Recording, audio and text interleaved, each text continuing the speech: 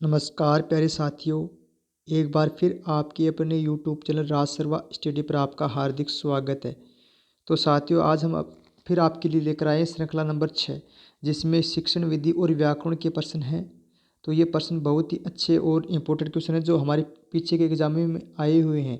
तो इसी प्रकार क्वेश्चन देखने के लिए इसी चैनल को आप सब्सक्राइब कर देना और बेल आइकन को प्रेस कर देना, जिससे आने वाले हर वीडियो का नोटिफिकेशन आपको मिल सके।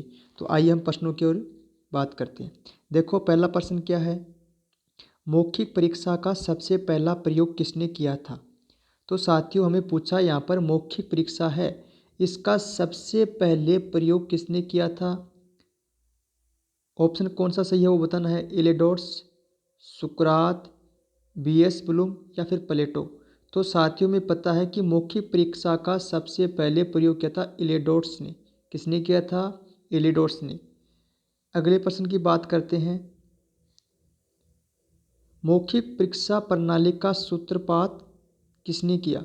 अब देखो, मौखिक परीक्षा प्रणाली का सूत्रपात किया प्लेटो ने, सुकरात ने या फिर मोरेनो या फिर कोई नहीं। तो साथियों में पता है मौखिक परीक्षा प्रणाली का सूत्रपात किसने किया था। वो था सुकरात। किसने किया था साथियों? सुकरात ने। अब देखो, हम बात करते हैं प्रश्न नंबर 3 की। नासिरा पढ़ते समय अनेक बार अटकती है, उसे पढ़ने में कठिनाई होती है, उसकी समस्या मुख्यतः किससे संबंधित है। देखो साथियों, में पूछा कि नासिरा पढ़ते समय अनेक बार अटकती है तो उसे पढ़ने में कठिनाई होती है, ये समस्या किससे संबंधित है। उसकी मानसिक स्थिति से, मतलब बुद्धि लब्धि से, डिसलेक्सिया या फिर डिस्ग्राफिया या फिर पठन अरुचि। तो हमें पता साथियों, इसका राइट आंसर क्या होगा? डिसलेक्सिया। क्या होगा? डिसलेक्सिया। मतलब इसमें क्या, पढ़ते वक्त कठिनाई उत्पन्न होती है, अटकने की आदत तो इसमें पड़ जाती है। जबकि डिस्ग्राफिया, इसमें क्या होता है, लेखन में अशुद्धि होती है। इसमें क्या होता है? डिस्ग्राफिया में लेखन में अशुद्धि। इसको आप याद कैसे रखते हो? ग्राफ आप सभी जानते हो, गणित में ग्राफ होता है, उसमें लेखन का काम होता है। जबकि पढ़ने में रुचि इसमें कौन सी होगी? डिसलेक्सिया। देखो, अगले प्रश्न की हम बात करते हैं। प्रश्न नंबर 4 देखो। निम्न में से कौन सा पठन का प्रकार नहीं है। हमें 4 ऑप्शन दिए हैं, इनमें से पूछा कि पठन का प्रकार नहीं है, वो ऑप्शन हमें बताना है। सहस्वर पठन, मौन पठन, अर्थ पठन या फिर द्रुत पठन। तो साथियों में पता है, इनमें से देखो अर्थ पठन है। क्या? अर्थ पठन, ये कोई पठन का प्रकार नहीं है। जबकि सहस्वर पठन में क्या होता है कि स्वर के साथ जोर से पढ़ा जाता है। मौन पठन में बिल्कुल शांत वातावरण में चुप रहकर पढ़ा जाता है। द्रुत पठन में क्या होता है, हम जल्दी जल्दी बोलते हैं, इसमें क्या होता है, द्रुत पठन। जबकि अर्थ पठन ये कोई प्रकार ही नहीं है, यही हमसे पूछा है। अब बात करते हैं प्रश्न नंबर 5 की। हस्तलिपि का खराब होना अधूरी पढ़ाई की निशानी है, ये किसने कहा था साथियों? ये परिभाषा किसने दी थी कि हस्तलिपि खराब होना अधूरी पढ़ाई की निशानी है? किसने कहा था? स्वामी विवेकानंद जी ने, महात्मा गांधी, डॉक्टर राधाकृष्ण या फिर मुदालियर ने। तो साथियों में पता है हस्तलिपि किस की खराब थी? महात्मा गांधी की। तो उन्होंने ऐसा कहा है कि महात्मा गांधी ने कि हस्तलिपि का खराब होना अधूरी पढ़ाई की निशानी है। तो राइट आंसर कौन सा होगा हमारा? दूसरा ऑप्शन। ऐसा किसने कहा था? महात्मा गांधी ने। अब बात करते हैं प्रश्न नंबर हमारे 6 की। हिंदी भाषा की कक्षा में सबसे महत्वपूर्ण है। हिंदी भाषा की कक्षा में सबसे महत्वपूर्ण कार्य वो पूछा साथियों। पाठ्य पुस्तक का, परीक्षाएं या फिर पाठ्य सहगामी क्रियाएं या फिर बच्चों की भाषा की क्षमताओं में विश्वास। तो साथियों, हमें पता है कि हिंदी भाषा की सबसे महत्वपूर्ण बात क्या है कि बच्चों की भाषा की क्षमताओं में विकास करना, कि बच्चों को शुद्ध बोलना, शुद्ध लिखना, ये उसकी प्राथमिकता होती है। तो राइट आंसर कौन सा होगा यहाँ पर? हमारा चौथा ऑप्शन यहाँ पर सही मान्य होगा। अब बात करते हैं प्रश्न नंबर 7 की। शिक्षण मशीन सिद्धांतों पर आधारित है। साथियों में पूछा है कि शिक्षण मशीन सिद्धांतों पर आधारित है क्या? विकर्मित अनुदेशन के, सूक्ष्म शिक्षण के, उपरोक्त दोनों या फिर कोई नहीं। तो साथियों, हमारा राइट आंसर होगा वह होगा अभिकर्मित अनुदेशन। अब अभिकर्मित अनुदेशन साथियों क्या होता है? इसमें क्या होता है कि सबसे पहले छोटे छोटे बिंदुओं को जोड़ते हुए एक श्रृंखला के रूप में हम चलते हैं। जहाँ तक हमको कुछ पता होता है वहाँ तक हम पता करते हैं, उसके बाद हम स्वयं आगे उसके बारे में खोजने का प्रयास ही करते हैं। तो हमारा यहाँ पर कौन सा होगा? अभिकर्मित अनुदेशन यहाँ पर करेक्ट आंसर होगा। अब बात करते हैं प्रश्न नंबर 8। फिल्म स्ट्रिप किस सहायक सामग्री का अंग है? तो हमें पूछा साथियों, फिल्म स्ट्रिप ये किस सहायक सामग्री का अंग है? दृश्य, श्रव्य या फिर दृश्य श्रव्य या फिर कोई नहीं। तो साथियों हमें पता है फिल्म स्ट्रिप ये क्या होता है? दृश्य सहायक सामग्री होती है। कौन सी होती है? दृश्य सहायक सामग्री। जैसे कोई एक रील सी चलती रहती है, उसमें हमारे जैसे कुछ दिखाई देता रहता है, उसमें पता चलता हमको रहता है। तो ये क्या दृश्य सहायक सामग्री है। अब बात करते हैं प्रश्न नंबर 9 की। मूल्यांकन का क्षेत्र है, मूल्यांकन का क्षेत्र होता है साथियों बताओ, व्यापक, सीमित या फिर संकुचित या फिर कोई नहीं। तो साथियों में पता मूल्यांकन सीमित भी नहीं होता, संकुचित भी नहीं, और क्या होता है? व्यापक होता है। तो मूल्यांकन का क्षेत्र कैसा माना जाता है?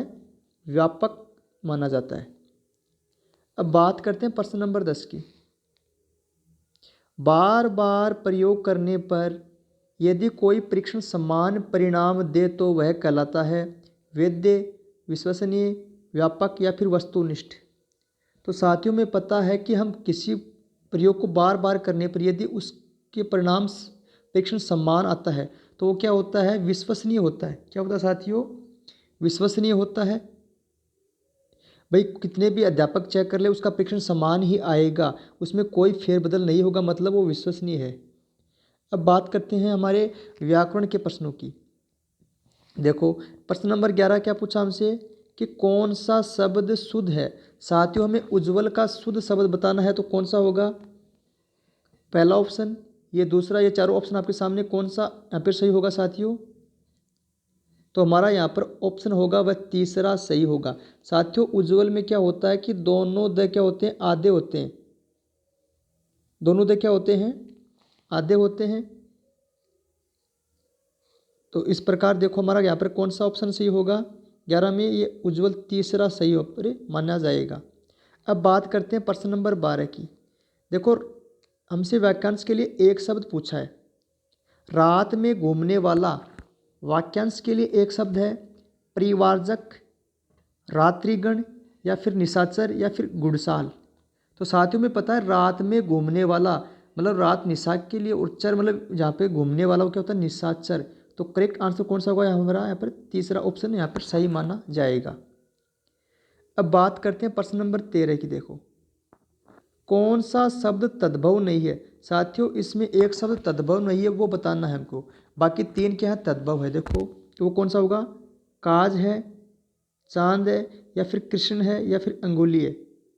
तो साथियों हमारा करेक्ट आंसर कौन सा होगा? तद्भव शब्द नहीं है। जैसे हमको पता है कि कृष्ण है, ये क्या है? तत्सम शब्द है। जबकि तद्भव कौन सा होता है? इसका किसन होता है। क्या होता है? किसन होता है। अब बात करते हैं प्रश्न नंबर 14 की। देखो निम्नलिखित में से कौन सा शब्द पुल्लिंग है। साथियों में बताना है पुल्लिंग शब्द वो बताना। देखो कपट, सुंदरता, निंद्रा या फिर मूर्खता। तो साथियों निंद्रा होती है, मूर्खता मनुष्य में पाई जाती है, सुंदरता दिखाई देती पर कपट होता है। तो इसमें करेक्ट आंसर क्या होगा? हमारा पहला ऑप्शन, पुल्लिंग शब्द पूछा क्या होगा? कपट होगा। अब बात करते हैं प्रश्न नंबर 15 की। किस वाक्यांश में संबंध कारक है। तो हमें यहाँ पर 4 ऑप्शन दिए हैं, इनमें से जिस ऑप्शन में संबंध कारक वो हमें बताना है।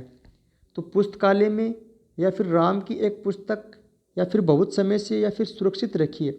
तो साथियों देखो राम की एक पुस्तक यहाँ पर संबंध दिखाई दे रहा है, राम का किसके साथ? उसकी पुस्तक के साथ संबंध बताया गया है। तो यहाँ पर हमारा दूसरा ऑप्शन सही मान्य होगा। अब बात करते हैं 16 के प्रश्न की। निम्न में से कौन सा शब्द रात का पर्यायवाची नहीं है। एक रात का पर्यायवाची नहीं है, इनमें से चारों में से ऑप्शन में, वो हमको बताना है। निशा ये तो रात का होता है, विबावरी ये भी रात का होता है, यामिनी ये भी रात का होता है, पर तिमिर, तिमिर का अर्थ क्या? तो साथियों अंधेरा होता है। तो हमारा क्या पर्यायवाची नहीं होगा? रात का तिमिर नहीं होगा। यहाँ पर चौथा ऑप्शन सही माना जाएगा। अब बात करते हैं हम 17 के प्रश्न की। गौरव का विलोम शब्द कौन सा है। हमें गौरव का विलोम शब्द बताना साथियों। लघु, लघिमा, लाघव या फिर लघुत्व। तो साथियों कौन सा ऑप्शन हो यहाँ पर सही होगा? गौरव का विलोम क्या होता है? लाघव होता है। लाघव का गौरव या फिर गौरव का लाघव। तो करेक्ट आंसर कौन सा होगा? हमारा तीसरा ऑप्शन यहाँ पर सही मान्य होगा। अब बात करते हैं हमारे 18 के प्रश्न की। वह चुपके से चला, पंक्ति में चुपके से है। हमें देखो साथियों ऑप्शन वाक्य दिया है, वह चुपके से चला, पंक्ति में चुपके से पूछा है। रीतिवाचक अवयव, दिशावाचक अवयव, या फिर स्थानवाचक अवयव, या फिर परिमाणवाचक अवयव। तो साथियों में तरीके का पता चला, कारण का पता चला कि वह कैसे चला, चुपके से चला। मतलब इस यहाँ पर रीतिवाचक अवयव होगा, जहाँ पर किसी कारण का पता चले वहाँ पर कौन सा होता है, रीतिवाचक अवयव। दिशावाचक में दिशा का बोध होता है, स्थानवाचक में स्थान का बोध होता है, जबकि परिमाण में यहाँ पर नाप तो या फिर मात्रा का बोध होता है। जबकि किसी कारण का पता चले वहाँ पर कौन सा अवयव होता है, रीतिवाचक अवयव होता है। अब बात करते हैं हम 19 की क्वेश्चन की। पशु शब्द का विशेषण क्या है, पाश्विक, पशुत्व, या फिर पशुता, या फिर पशुपति। साथियों पशु एक पूरी जाति या फिर समूह का बोध हो रहा है, तो पशु में तो क्या होगा, मेरी जातिवाचक संज्ञा होगी। अब पशु शब्द जातिवाचक संज्ञा है, इसका विशेषण क्या बनेगा वो हमसे पूछा है। तो साथियों क्या होगा, तो हमारा यहाँ पर ऑप्शन सही होगा, वह होगा पाश्विक। क्या होगा, पाश्विक। पशु का विशेषण क्या बनेगा, पाश्विक बनेगा।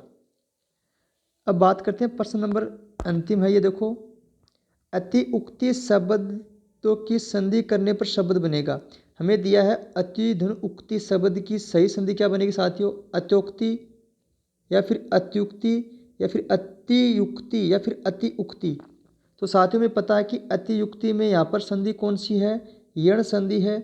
यण संधि में क्या होता है, देखो ई यहाँ पर क्या है, अति, इसमें क्या छोटी ई है, धन उ, ई धन उ मिलकर क्या बनाते हैं, ये बनाते हैं। और ये क्या है, ऊ की मात्रा, तो क्या आ जाएगी हमारे आगे देखो यहाँ पर ऊ की मात्रा आ रही है, तो नीचे यू हो गए, तो यू बनेगी हमारा। यहाँ पे करेक्ट आंसर कौन सा होगा, दूसरा वाला होगा। अति धन उक्ति क्या होगी, अत्युक्ति होगी। क्या होगी साथियों, यहाँ पर करेक्ट आंसर कौन सा होगा, दूसरी वाला, ये करेक्ट होगा। तो इस प्रकार साथियों हमारी हिंदी के अच्छे और महत्वपूर्ण प्रश्न थे। इसी प्रकार के प्रश्नों को देखने के लिए आप चैनल को सब्सक्राइब कर देना और बेल आइकन को प्रेस कर देना। और साथियों कमेंट किसी प्रश्न में आपको ऐसा लगे कि हाँ ये प्रश्न गलत है, तो वहाँ पे आप बिल्कुल कमेंट कर दीजिए और बता दीजिए। और आने वाले वीडियो के लिए आप बेल आइकन प्रेस कर दीजिए, जिससे आपको नोटिफिकेशन मिल सके। और वीडियो को लाइक कीजिए। धन्यवाद साथियों।